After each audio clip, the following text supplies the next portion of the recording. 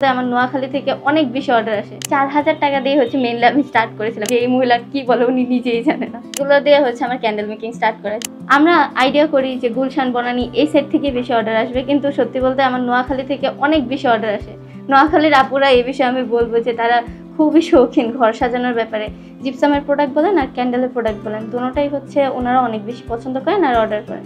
আমি হচ্ছে এক সপ্তাহের ভেতর আমার দুইটা ইনভেস্টমেন্ট নিয়ে শুরু করছিলাম। ফার্স্টে হচ্ছে আমি 2000 টাকা নিয়েছিলাম, যেটা হচ্ছে আমার হাজব্যান্ড আমাকে দিয়েছিল, ওইখান দিয়ে হচ্ছে ফার্স্ট স্টার্ট। আর সেকেন্ডে হচ্ছে আমার মা আমাকে আবার 2000 টাকা দিয়েছিল, ওই 4000 টাকা দিয়ে হচ্ছে মেইনলি আমি স্টার্ট করেছিলাম। এখন একটা ইন্টারভিউতে আমি 2000 টাকা বলেছিলাম, আরেকটাতে আমি 4000 টাকা বলেছিলাম। এই কারণে হচ্ছে অনেক বেশি সমস্যা হয়েছিল যে এই মহিলা কি বলে উনি নিজেই জানে না। এই যে চায়না না চেনার আগে, মানে চায়না থেকে জিনিসপত্র আনতে হয় কিভাবে, এগুলো না জানার আগে এই যে এগুলো দিয়ে হচ্ছে আমার ক্যান্ডেল মেকিং স্টার্ট করে। জেলির কৌটা, এগুলো হচ্ছে আমার ফার্স্ট সঙ্গী। তো আমার মা হচ্ছে এগুলো কখনোই ফেলায় না। আমার কিন্তু এখন ঘরে অনেক মোল্ড আছে, প্রায় 200 থেকে 300 প্লাস মোল্ড আছে শুধুমাত্র ক্যান্ডেলের।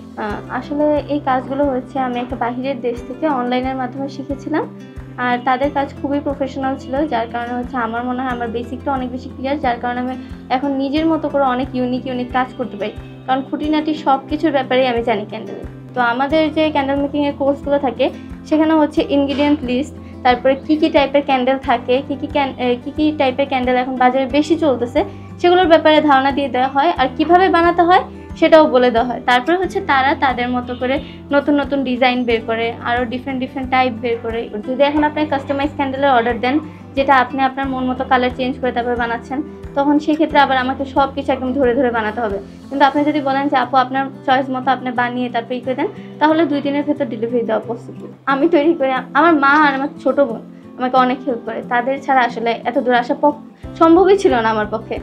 আবার আমি ক্যান্ডেল বানিয়ে রেখে আবার আমি চলে গেলাম, কারণ আমি হচ্ছে স্টুডেন্ট, আবার আমি ম্যারিড। তো তারা হচ্ছে এগুলো প্যাকেজিং করে সুন্দর মতো আবার ডেলিভারি করে দিচ্ছে, ডেলিভারি ম্যানকে দিয়ে দিচ্ছে। তো তারা দুজন অনেক হেল্প করছে সত্যি। ছোটো ছোটো জেলির ডিব্বা পাওয়া যায় এখনও, হয়তো দেখবেন ওইগুলোতে হচ্ছে নর্মাল যে সাদা মোমগুলো থাকে সেগুলো গলিয়ে আমি হচ্ছে আমার ফার্স্ট ক্যান্ডেল বানাইছিলাম। তো সেখান থেকে দিন দিন আগ্রহ বাড়ে। আর আমার মা তো আমাকে সবসময় বলছে যে করো, কিছু যে করা লাগবে এটা কোনো ব্যাপার না, তোমার শখ লাগছে তুমি করো। না, আমি বিয়ের আগেই শিখেছিলাম, কিন্তু কখনো যে বিজনেস করবো বা কিছু, এর আগে একবার ট্রাই করেছিলাম। সত্যি বলতে আমার ফার্স্ট অ্যাটেম্পে আমি সাকসেসফুল হইনি। ক্যান্ডেলগুলো তৈরি হয় হচ্ছে আমার মার বাসায়, কিছুদিনের জন্য শ্বশুরবাড়িতে নিয়েছিলাম, কিন্তু তারপরে হচ্ছে ওইখানে সব কিছু সামলে উঠতে পারিনি, এই কারণে হচ্ছে আবার বাবার বাড়িতে নিয়ে আসা। আমি কখনো এক্সপেক্ট করিনি আসলে যে এত দূর আমি আসতে পারবো। বাংলাদেশের মানুষদের অনেক বেশি থ্যাংক ইউ যারা আমাকে এতটা সাপোর্ট করেছে। যখন এই ক্যান্ডেলগুলো বানাতাম সুন্দর হতো, সবাই এসে প্রশংসা করতো যে দেখতে সুন্দর লাগতেছে, অনেক ইউনিক। মোমবাতিও যে এরকম ধরনের হয় তাদের আইডিয়া ছিল না। তো তাদের ইন্সপিরেশন আর তারাই যখন প্রশংসা করতো তখন থেকেই হচ্ছে একটা বিজনেস করার আইডিয়া আসে, আর তারপর হচ্ছে বিজনেসটা স্টার্ট করা। আমার শুধুমাত্র ভালো লাগতো সেন্টেড ক্যান্ডেল, বিশেষ করে আমার অনেক বেশি ভালো লাগতো সেন্টেড ক্যান্ডেল, যে একটা মোম সেটা থেকে গ্রান বেরোচ্ছে, কীভাবে বেরোচ্ছে এই জানার কিউরিসিটিটা ছিল। সেখান থেকেই হচ্ছে আস্তে আস্তে কাজটা করা শেখা, আর এখন আলহামদুলিল্লাহ বিজনেসটা রান করছি। একটা বড় কোম্পানি বাংলাদেশের, নাম বললে হয়তো আপনারা সবাই চিনবেন, তারা হচ্ছে রিসেন্টলি আমাদের সঙ্গে রিচ আউট করছে যে তারা হচ্ছে ক্যান্ডেলগুলো রাখতে চাচ্ছে। এখন তাদের কাছে আমাদের সব কথাবার্তা হয়েছে, এখন তারা যদি আমাদের করে তাহলে আমাদের একটা ডিল হওয়ার পসিবিলিটি আছে। আর ইনশাল্লাহ ইচ্ছা আছে যে খুশবুদা ক্যান্ডেল শপ নামে একটা শপ দেওয়ার জন্য অফলাইনে, যেখানে হচ্ছে মানুষ এসে তাদের নিজেদের চয়েস অনুযায়ী তারা ক্যান্ডেল বানিয়ে নিয়ে যেতে পারবে। আর এটা বিজনেসের দিক দিয়ে না, এটা হচ্ছে আমার নিজের শখ, যে এই শখটা আমি একদিন পূরণ করবো।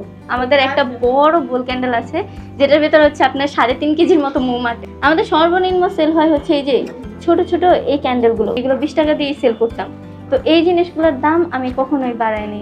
বাকি যে ক্যান্ডেলগুলো আছে সেগুলো হচ্ছে ম্যাটেরিয়ালের প্রাইস বাড়ার সাথে সাথে ওইগুলোর প্রাইস বেড়েছে, কিন্তু এই কয়েকটা প্রোডাক্ট আছে যেগুলোর প্রাইস আমি কখনো বাড়াইনি, কারণ আমি চাইছি যে এগুলোর প্রাইস যাতে কম থাকুক আর সবাই যাতে এগুলো এফোর্ড করতে পারে। এই যে এই বোলটার কথা বলছি, এই যে এই জায়গার যে মোমটা দেখতে পাচ্ছেন উপরের দিকে যে লেয়ারটা, এটা হচ্ছে জেল মোম বলে, যেটার কেজি হচ্ছে 2200 টাকা, সবচেয়ে দামি মোম। তো ওই মোম দিয়ে আপু ফুল জেল ওয়্যাক্সের একটা ক্যান্ডেল বানিয়ে নিয়েছিলেন, ওইখানে প্রায় আপনার 1/2 কেজির মতো জেল ওয়্যাক্স লেগেছিলো, ওইটার জন্য আমি সবচেয়ে বেশি চার্জ করেছিলাম, প্রায় 3500 টাকার মতো লাগছিল। কিন্তু আপু বলছিলেন যে এটা হচ্ছে আমার কাস্টমাইজ ক্যান্ডেল, আপনি এটার ছবি কোথাও আপলোড করতে পারবেন না। ইভেন ওইটার ছবি আমাকে তুলতে আপনি নিষেধ করেছিলেন, যার কারণে হচ্ছে ওইগুলোর ছবিও নেই বা আমি কোথাও পোস্টও করতে পারিনি। তো এরকম অনেক কাস্টমার থাকে যারা হচ্ছে কাস্টমাইজ ক্যান্ডেল বেশি দামি হলে তারা ওইগুলো কোথাও পোস্ট করতে দেয় না। আচ্ছা, ক্যান্ডেল কতক্ষণ চলবে এই জিনিসটাকে বলা হয় হচ্ছে বার্নিং টাইম। এই বার্নিং টাইম নির্ভর করে হচ্ছে আপনার ওয়্যাক্সের উপর, সুতার উপর, কালারের উপর, আপনি কি ম্যাটেরিয়াল দিয়ে বানাচ্ছেন এটার উপর অনেকটাই নির্ভর করে। ছোটোগুলো অবভিয়াসলি অনেক কম টাইম চলবে, 15 থেকে 20 মিনিট। আর বড় যেগুলো সেগুলো আরও অনেক বেশিক্ষণ চলে। আর যদি এগুলো গ্লাসে হয় বা বোলে হয় তাহলে আরও অনেক লং টাইম চলবে, মানে এগুলোকে আপনি বারবার রিউজ করতে পারবেন, একবারে জ্বালিয়ে এটা শেষ করা যায় না এরকম। একটা ক্যান্ডেল, গ্লাস ক্যান্ডেল বা বোল ক্যান্ডেল আপনার হচ্ছে 4 ঘন্টার বেশি না জ্বালানোই ভালো। এটা হচ্ছে আমরা যখন থেকে ক্যান্ডেল মেকিং শিখছি তখন থেকেই আমাদের বলা। তো যদি আপনি জ্বালিয়ে রাখেন তাহলে আপনি একদিনও জ্বালিয়ে রাখতে পারবেন পুরোটা, কারণ মোম গলে আবার ওইখানেই পড়তেছে। তো এইভাবে হচ্ছে মোমটা অনেকক্ষণ চলতে থাকে, কিন্তু আমি এরকমভাবে পুরাটা কখনো ট্রাই করিনি, কারণ একদম স্পেসিফিকটা বলতে পারছি না। মানে এখন যে রিসেন্টলি যে সমস্যাটা হয়, যখন আপনি একটা স্থানে চলে যাবেন তখন হচ্ছে আপনার পিছিয়ে সবাই পড়ে যাবে যে কিভাবে একে নামানো যায়। তো এরা হচ্ছে ফলস অ্যাকুজেশন কিছু করছে।